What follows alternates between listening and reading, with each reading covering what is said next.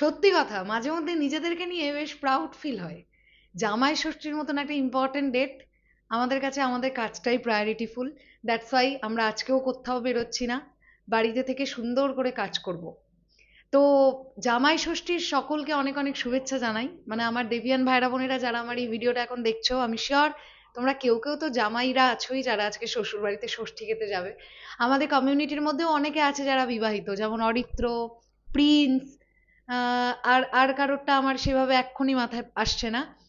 তো যাই হোক, প্রত্যেককে জামাই ষষ্ঠীর অনেক অনেক শুভেচ্ছা। এখন আমরা এই ভিডিওতে মূলত যে বিষয়টা নিয়ে কথা বলবো, আগামী 23শে জুন যেহেতু দেব এন্টারটেনমেন্ট ভেঞ্চার্সের জন্মদিন, তাই সেই উপলক্ষে বাইক অ্যাম্বুলেন্স দাদার কোনো একটা কন্টেন্ট আসতে পারে, এরকম আঁচ অনেকেই করছে।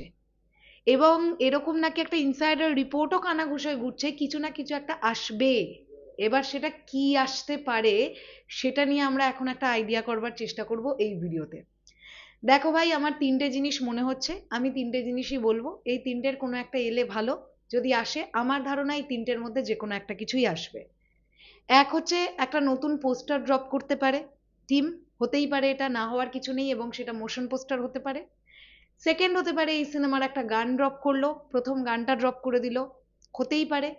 না হলে এটা হতে পারে যে বাইক অ্যাম্বুলেন্স দাদার টিজার, অফিসিয়াল টিজারটা ড্রপ করবে। দেখো, এখন তো বাংলা সিনেমাতেও এরকম চালু হয়ে গেছে, প্রি টিজার, টিজার। বলিউডে যেরকমটা হামেশাই হয়ে থাকে আর কি, এখন বাংলাও সেরকমই করার চেষ্টা করে। টিজারের আগেও একটা টিজারের একটা আগের একটা ভার্সন মানে আপলোড হয়, মানে প্রি টিজার নাম দেওয়া হয়, আর অনেক সময় অন্য কিছু নাম দেওয়া হয়।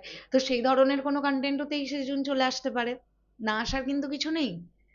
যেহেতু 14ই অগস্ট সিনেমাটা রিলিজ, যদিও মাঝখানে জুলাই মাসটা আছে, এবং আমার ধারণা জুলাই মাসের শুরু থেকে বাইক অ্যাম্বুলেন্স দাদার সুন্দরভাবে কন্টেন্ট আসা শুরু হয়ে যাবে। কারণ দেবদার সিনেমা মানেই দেবদা খুব সুন্দরভাবে একটা সময় নিয়ে একটা বেশ বড় উইন্ডো জুড়ে, অ্যাটলিস্ট 1 মাসের উইন্ডো জুড়ে তো প্রমোশন করেনই করেন। এই সময় দাঁড়িয়ে দেবদাও দেশু 7 নিয়ে বিজি, আমরা জানি। তার মধ্যে যে কোনো সময় চলেই আসতে পারে দাদাগিরির প্রোমোটা, অলরেডি শুট হয়ে গেছে, আমরা সেটাও জানি। তো সব মিলিয়ে তোমরা দেখো, দেবদাকে নিয়ে আলোচনা কিন্তু জাস্ট তুঙ্গে।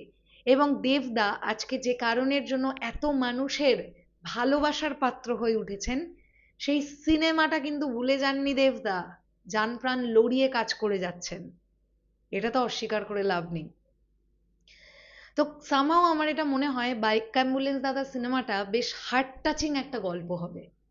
মানে মানুষকে যদি ইমোশনালি কানেক্ট করে ফেলতে পারে, যেহেতু নামটা দেব, অডিয়েন্স একটা ট্রাস্ট নিয়ে ছবিটা দেখতে যাবে, একটা ভরসার জায়গা নিয়ে ছবিটা দেখতে যাবে।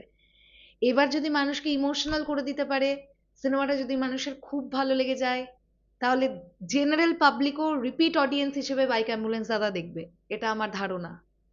আর এইভাবেই কিন্তু একটা সিনেমা বক্স অফিসে একটা সুন্দর রেজাল্ট আনতে পারে। তোমাদের কি মনে হচ্ছে সেটা কমেন্ট সেকশনে জানাও, অপেক্ষায় রইলাম তাহলে এখনের জন্যে। টাটা।